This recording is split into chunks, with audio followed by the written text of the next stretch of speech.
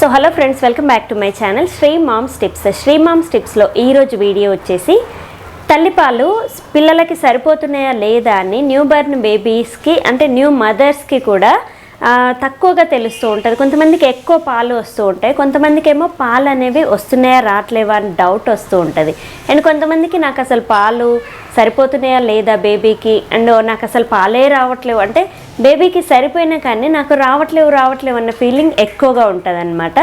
ఏది ఏమైనా బేబీ కడుపు నింపాలనే తాపత్రయం అన్నమాట మనది. కానీ మనం కొన్ని జాగ్రత్తలు తీసుకోవడం వల్ల అంటే ఫుడ్ విషయంలో మంచి ఆహార పదార్థాలు అనేవి మీరు తీసుకుంటే మాత్రం ఖచ్చితంగా బేబీకి పాల సప్లై అనేది అస్సలు ఆగదండి. 3 years వరకు కూడా మనము పాలు కంటిన్యూ చేస్తే 3 years వరకు కూడా పాలు అనేది వస్తూనే ఉంటాయి. అండ్ మీరు ఆపేస్తే ఆగిపోతాయి, అంతే అమ్మతనం అనేది అలా ఉంటుంది. అయితే మనము ఆకుకూరలు, కూరగాయలు అండ్ నట్స్ ఇలాంటివన్నీ, స్ప్రౌట్స్ ఇలాంటివన్నీ మంచి ఆహార పదార్థాలు తీసుకుంటే మాత్రం ఖచ్చితంగా మీ పాల సప్లై అనేది ఆగిపోదు.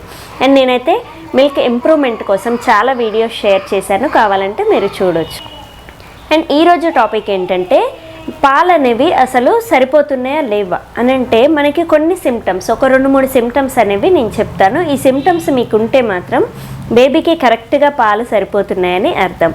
అందులో మెయిన్గా ఒకటి ఏంటంటే మీకు పాలు బేబీ ఫీడింగ్ అంటే బేబీ పాలు తాగలేదనుకోండి, పాలు అనేవి గట్టిగా అయిపోయి గడ్డలు కడుతూ ఉంటాయి. అంటే ఒకరోజు మొత్తం ఒక్కొక్కసారి వ్యాక్సిన్ అనేది వేస్తూ ఉంటారు. బేబీకి పాలు అనేవి మనం ఇవ్వము, ఒక 2-3 times ఇవ్వాల్సింది 1 time ఇస్తూ ఉంటాం. అండ్ 2 times మిల్క్ ఉంటాయి కదా, అవి గట్టిగా అయిపోతూ ఉంటాయి అన్నమాట. అలా మీకు చెస్ట్ అనేది గట్టిగా అయిపోయి కొంచెం గుంజినట్టుగా జూజు అన్నట్టుగా ఎవరికైతే అనిపిస్తూ ఉంటుందో వాళ్ళకి ఖచ్చితంగా బేబీకి పాలు సరిపోతున్నాయని అర్థం. ఎందుకంటే మీకు పాలు అనేది ఇంప్రూవ్ అవుతూనే ఉన్నాయి, మీరు టచ్ చేసి కూడా చూసుకోవచ్చు, గట్టిగా అయిపోతూ ఉంటాయి. మీరు పాలు ఇస్తూ ఉంటే అవి సాఫ్ట్ అవుతూ ఉంటాయి, మీరు పాలు ఇవ్వకపోతే అవి గట్టిగా అయిపోయి ఇంకా టైట్ అయిపోయి మిల్క్ అనేది బయటికి తీయకపోతే గడ్డలు కట్టే అవకాశం ఎక్కువగా ఉంటుంది. సో మీరు ఇంకా మిల్క్ అనేది ఆ బేబీ తాగకపోతే ఆ మిల్క్ మొత్తం పిండేసి బయటకు తీయాలంటే ఒక పంప్ లాంటిది కూడా వస్తూ ఉంటుంది, దాంతో తీసిన మిల్క్ వస్తున్నాయి అనుకోండి, లేదా దాంతో తీసినా కానీ మిల్క్ రాకపోతే అప్పుడు మీకు పాలు రావట్లేవు అన్నట్టు.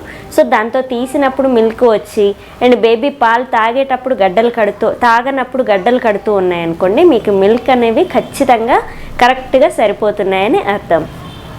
అండ్ నెక్స్ట్ ఇంకొకటి ఏంటంటే మీరు స్నానానికి ముందు ఒకసారి అలా మిల్క్ని ఒకసారి ఇలా పిండి చూసుకోండి.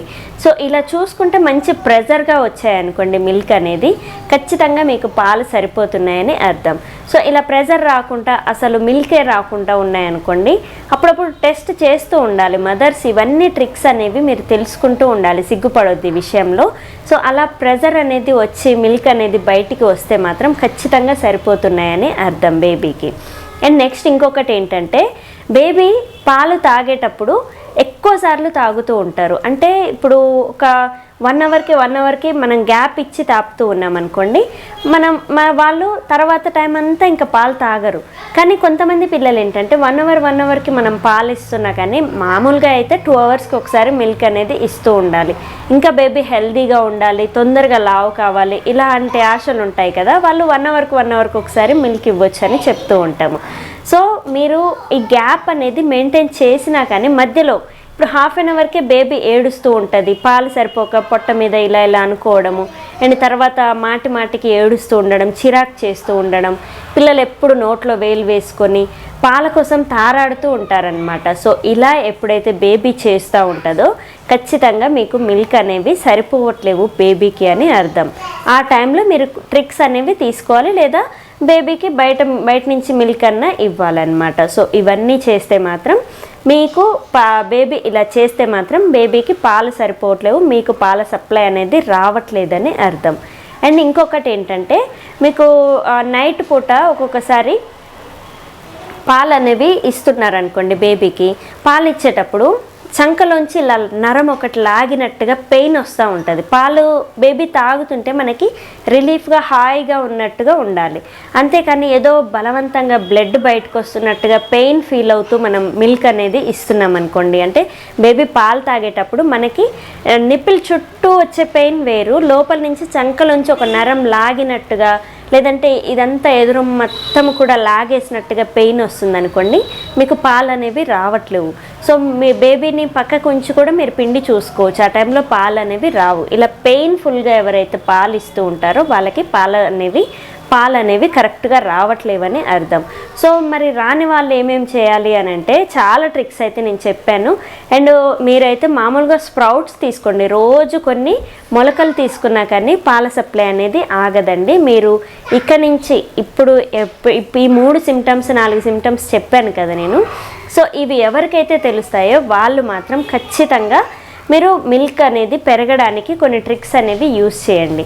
సో అందులో ముందుగా తీసుకోవాల్సినవి ఏంటంటే ఎర్లీ మార్నింగ్ రోజు పరిగడుపున వాటర్ తాగిన తర్వాత సజ్జ మొలకలు తీసుకోండి. సజ్జ మొలకలు రోజు గుప్పెడు తీసుకొని దాంట్లో బెల్లం కానీ చక్కెర కానీ నంచుకొని తింటే మాత్రం ఖచ్చితంగా 100కి 100% మీ మిల్క్ సప్లై అనేది అస్సలు ఆగదు.